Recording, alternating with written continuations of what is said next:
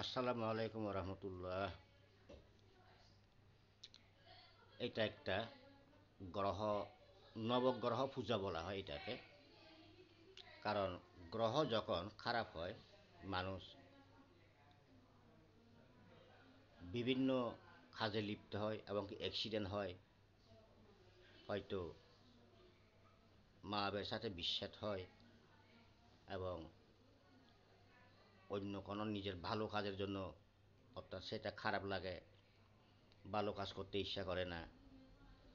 তো এই জন্য গ্রহ পূজা করতে গেলে ঠিক এরকম সব কিছু নয়টা নয়টা নয়টা দিতে হয়। তো এটা একটা আজকে গ্রহ পূজা করতেছি। আমি তো বলি আপনাদেরকে সব সময়, আমি যেটাই করি না কেন আপনাদের কাছে আমি সেটা শেয়ার করি। আমি একজন তান্ত্রিক। তবে আপনাদের যদি কিছু বলার থাকে সেটা বলতে পারেন, কমেন্টে জানাইতে পারেন। আর স্ক্রিনে ফোন নাম্বার দেওয়া আছে, সেই ফোন নাম্বারে কল করতে পারেন। এবং কি যে বেশি যাদের গ্রহ খারাপ হয়, তারা এমনকি আত্মহত্যা কাজে পর্যন্ত অর্থাৎ সেটা বেছে নেয়, আত্মহত্যা করতে বাধ্য হয়। বেশিরভাগে যদি নয়টা গ্রহ, যদি যদি শনি গ্রহ, শনি রাহু যোগ, শনি সাড়ে সাতি, পঞ্চগ্রহ বান, গ্রহ মার্গী, কালসর্প যোগ, যদি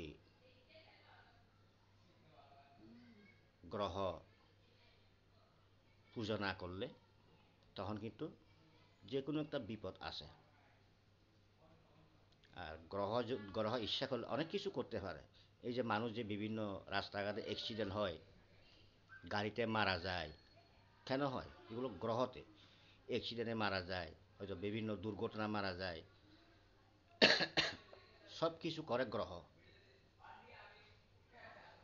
যদি এমন পর্যন্ত হয়, গ্রহ যখন সান্ডাল হয়ে যায়, তে সান্ডাল হইলে কিন্তু অনেক কিছু ঘটনা ঘটে।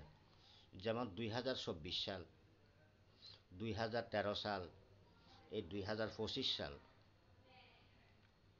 বিভিন্ন ওটা ক্ষতি হচ্ছে সারা পৃথিবীতে। 24 হয়েছে শনির বছর, শনির সংখ্যা। আর 25 হচ্ছে মঙ্গলের সংখ্যা। কিন্তু মঙ্গলের সংখ্যা হলে কি হবে? শনি এমনভাবে এবং কি বক্রি হয়ে গেছে, এবং শনি সাড়ে সাতি, শনি গ্রহ এবং কি বৃহস্পতি পর্যন্ত আটক করে ফেলছে। যেমন 24 সালে এরকম শনি রাহু যোগ হয়েছিল। এবছর শনি সাড়ে সাতি যাদের,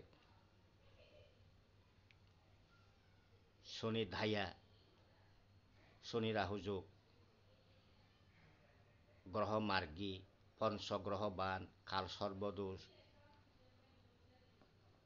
অর্থাৎ বিভিন্ন দাঙ্গা হাঙ্গামায় মানুষ মারা যাবে, বিভিন্ন ষড়যন্ত্রের মানুষ ক্ষয়ক্ষতি হবে, গোলাগুলিতে মানুষ ক্ষয়ক্ষতি হবে, ভূমিকম্পে মানুষ মারা যাবে, দর্শন, তারপরে বজ্রঘাতে মানুষ মারা যাবে, হঠাৎ হঠাৎ বৃষ্টি হবে, জল প্লাবন হয়ে যাবে, প্লাবনে মানুষ অনেক মারা যাবে। কেন? এগুলো হচ্ছে সব গ্রহর জন্য। এই যে স্বামী স্ত্রী বিচ্ছেদ হয়ে যায়, আর মানুষ হঠাৎ করে ঘুমের মধ্যে হয়তো স্ট্রোক করে, হয়তো কথা বলতেছে হঠাৎ স্ট্রোক করে, এগুলো সব হয়েছে গ্রহর কারণে। গ্রহ পৃথিবীতে কাউকে সারে না। গ্রহ একমাত্র শুনে কার কথা? একমাত্র শুনে বজরংবলীর কথা। আর এবছর মঙ্গল হয়েছে, মঙ্গল সংখ্যা 2025। কিন্তু এমন অবস্থা হয়েছে, পৃথিবীর মানুষ প্রচুর ক্ষয়ক্ষতি হবে। একটু আগে বলে গেছি আমি,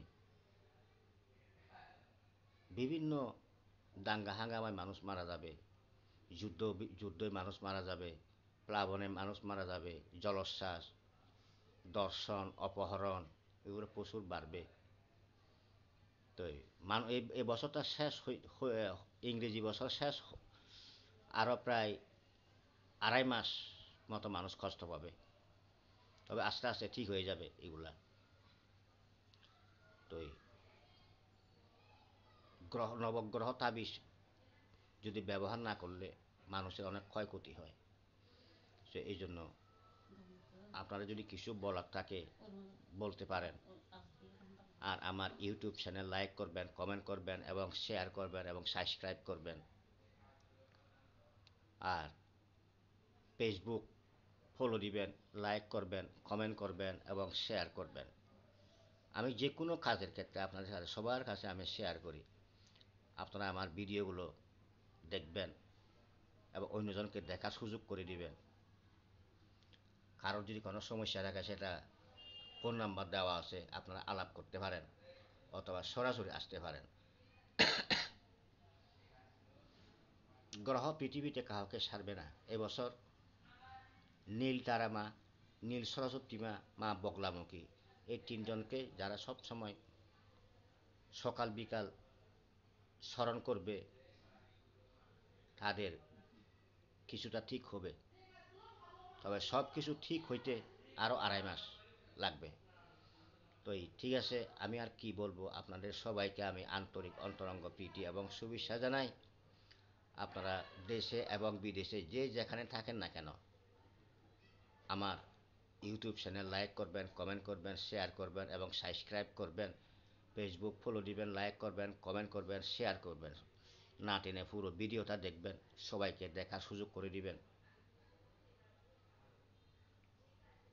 ঠিক আছে, আমি ইত্যাদি ইত্যাদি ভিডিও দেব আপনাদেরকে। আমি সবাইকে আন্তরিক অন্তরঙ্গ প্রীতি এবং শুভেচ্ছা জানাই। আবার দেখা হবে। খোদা হাফেজ। আসসালামু আলাইকুম ওয়া রাহমাতুল্লাহ।